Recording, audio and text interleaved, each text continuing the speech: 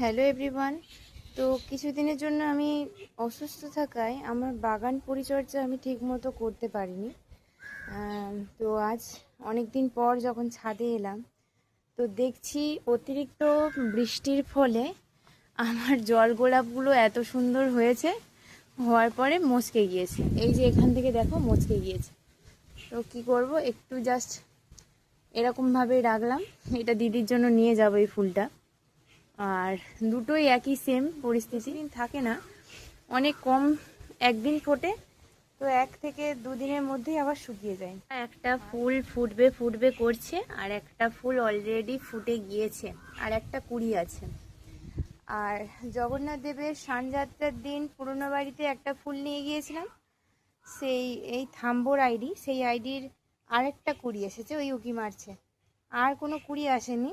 অতিরিক্ত অ্যাজোলা ভরে গিয়েছে গামলাগুলোতে, বলে কি গ্রোথটা আটকে গিয়েছে। অতিরিক্ত অ্যাজোলা হওয়ার জন্য গ্রোথগুলো আটকে গিয়েছে। এগুলো সব নতুনই বসিয়েছে, এগুলো নতুন।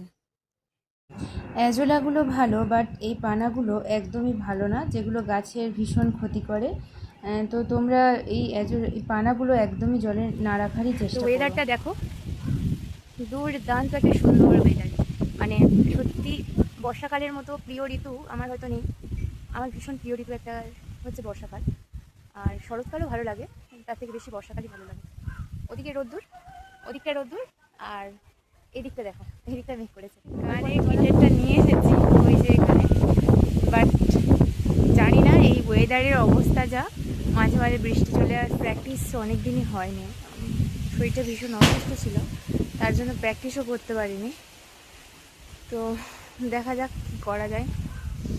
এদিকে আমার অ্যাজোলা পরিষ্কার শেষ হয়েছে আর বৃষ্টি চলে এলো।